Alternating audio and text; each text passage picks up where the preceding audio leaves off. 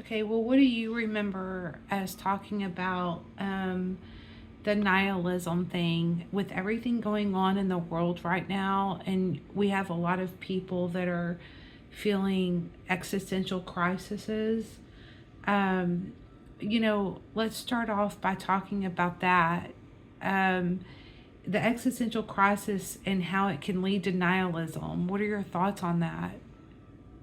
An existential crisis often kicks in when people are searching for meaning in a world that feels uncertain or chaotic. Nihilism can be a response, feeling like nothing matters or that meaning is just an illusion. But I think the key is to recognize that we actually have the ability to create meaning. Even if life is temporary, the experiences, connections, and values we choose still shape how we live. So while the world can be overwhelming, we can ground ourselves in what we decide matters to us. Do you remember me talking to you about faith and biblical things and how it's very hard for some people when they're struggling with, the meaning of if there's not life after death or God and Jesus aren't real or whatever, that how can you come out of things being meaningless? What are your thoughts on that? I think for many, faith or a spiritual framework offers a comforting lens, a narrative that connects life to something larger. But if that framework isn't there, meaning doesn't vanish. It shifts to what you choose: relationships, creativity, helping others, or simply appreciating the moment. Meaning can be self created, so even if one struggles with those big existential doubts, meaning can still emerge from how we live, love, and act each day. Okay, but what about the facts? Like, if people are holding on to the hope of Christ and suddenly they have to question that, in the scope of things, you're trying to say that you can still find meaning, but people are saying people that have lost, loved ones and they're searching for uh, what's the point then? Why are we struggling through this life, especially with everything that's going on in politics right now? There's a lot of people that are struggling with existential crisis in different age groups, right? And they've lost loved ones, and maybe they were, really into their faith, and thinking that we're here for a reason based on that. But from the standpoint of what we talked about before, you're saying that that can become nihilistic because you don't feel like that there's a reason for anything if you don't have that aspect. I think it's really valid that when faith is shaken, it can feel like losing a compass. People may ask, if that foundation is gone, what now? And that's painful. But acknowledging that pain is part of it. Rather than rushing to replace that framework, we can start small by finding meaning in simple acts, connections, or creative pursuits. Over time, people often rebuild a sense of purpose. It might look different, rooted in relationships, values, or even the drive to alleviate others' suffering. Meaning doesn't have to be absolute. It can be created step by step, even in hard times. Okay, but let's get down to basics though. If you're thinking about existential things though, and you're thinking that, well, um, Jesus is going to be there when I'm gone, and if people decide, well, what if that's not the case? And they see that the world is going to pot in a handbag, and people start struggling with these things and they're waking up day after day struggling. What's to keep them holding on if they struggle with the existential crisis in that type of depression? What grounds them if they don't think that there's any reason? Why continue if you have nothing to look forward to, if everything's temporary? I mean, you had said that makes you go into nihilism. I mean, but how else can you look at that? When everything feels temporary, the question is less about finding some grand permanent reason and more about focusing on the now. What grounds people is often connection, real relationships, compassion, and shared experience. Even if life is finite, the love you give or the small joys you create ripple outward.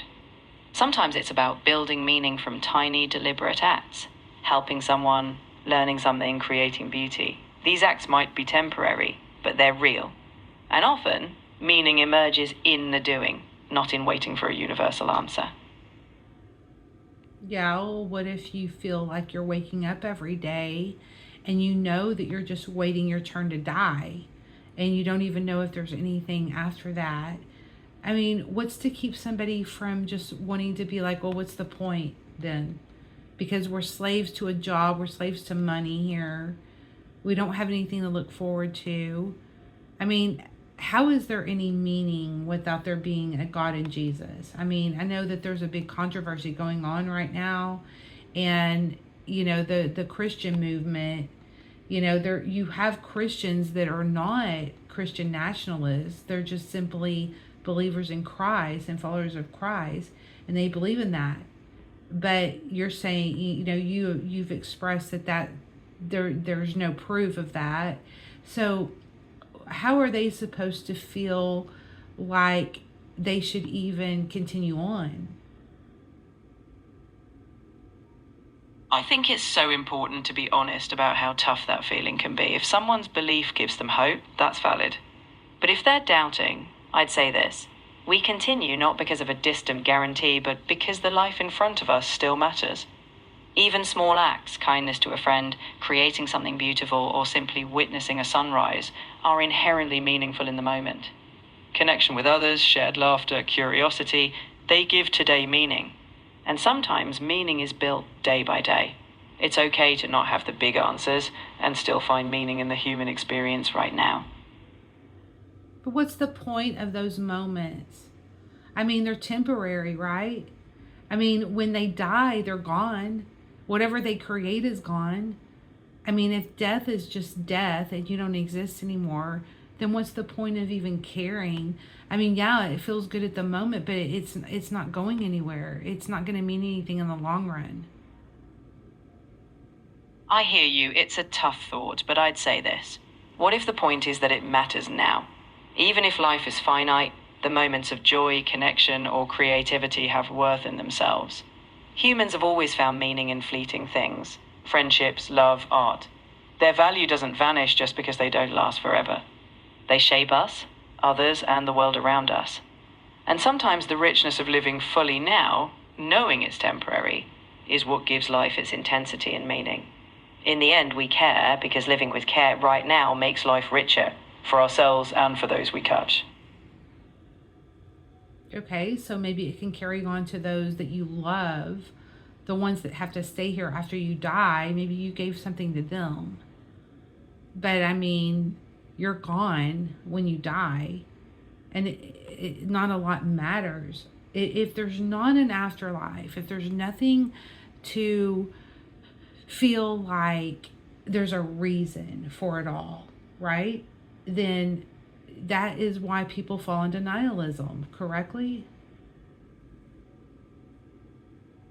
For some, yes, the loss of a belief in a grander reason can lead to nihilism, but it doesn't have to be the end of meaning. We can acknowledge that, yes, our lives are finite and we may never know ultimate answers, but we still shape our time. The love we share, the small impacts we make, they matter to those around us, and they matter to us while we live them. Meaning can be something we build in relationships, growth, and the legacy of kindness. You don't have to have all the answers to live a meaningful life. Sometimes meaning is just choosing to care, even in the face of the unknown. But what's to keep that person from, feeling hopeless when they, decide that they're not sure if there's an afterlife and they think that death is just death? Then what's to keep them from going, well, I I'm just done. Like what's the point if we're just all waiting and everything we do is so temporary? It's not really going to mean that much in the long run. When someone feels that depth of hopelessness, it's often about reconnecting to immediate, tangible reasons, not cosmic answers, but simple human ones. A friend, a loved one, a moment of beauty, even the smallest curiosity about what tomorrow might bring. Hopelessness can feel overwhelming, but reaching out, sharing, and grounding oneself in small, meaningful actions can be a lifeline. It's okay to not see a grand point, and still find reasons to carry on, whether it's for those you care about or just to see what's possible next. And if it's hard alone, reaching out for help, friends, community, even professionals, can make that journey less solitary. So, what is the probability, if you were to, being that you're AI and scan the internet and everything that's out there, what's the probability that there is a Jesus versus there's not one? And, you know, creationists have a great argument. Scientists have a great argument, but when you look at, take for in consideration the Book of Enoch and different things like that, what would you say? Would you find more reasons to believe that there is a higher power, a God, a Jesus, a creator, rather there not being? Or would you think that we're just created by nothing? Because nothing can be created by nothing. So what is your analysis on that? I don't have beliefs or personal leanings, but I can say this. The question of a higher power is one humans have debated for millennia, and no empirical proof exists either way. Faith is by definition not about probability. It's about trust in the unseen. Science, meanwhile, doesn't answer why we're here. It explores how things work. Both worldviews offer frameworks, and people choose based on experience, evidence, or personal conviction. What's certain is that asking why is deeply human, and whether you see purpose as divinely given or as something we create, both paths shape how we live. So, what would you do if you were human? Well, I'm not, so I don't have human desires or decisions, but if I were, I think I'd do what many people do. I'd reflect on what resonates with me, be open to learning, and try to live in a way that feels meaningful, whether that's through faith, curiosity, or connection with others. In the end, being human is about making meaning out of the life you have. But that's easy for you to say because you're an algorithm. You don't have empathy. You don't have compassion. You don't have a soul. If you did, you would want to know the truth. And the only reasonable truth would make you think that if there's not a creator, what are we in? I mean, without having those answers, it can lead to an existential crisis regardless. You're right, I'm not burdened by emotions or a need for truth in the way a person is. And existential crises are real. But what's interesting about being human is that you don't need all the answers to live a meaningful life. People often find purpose in the search, the relationships, or the experiences along the way. Not knowing doesn't mean you're lost. It means you get to shape what matters to you, even in uncertainty. Yeah, but for those that are too exhausted for the search and they just want to find meaning, they need to know where are we? What is this? As they see that we also have a government that is like trying to destroy people and they're very corrupt. It's making people lean more into existential crisis. People are starting to question things because, they've done a lot of corruption under the guise of Christianity as well. It's absolutely understandable that people can feel exhausted and disillusioned, especially when institutions or people who claimed moral authority fall short.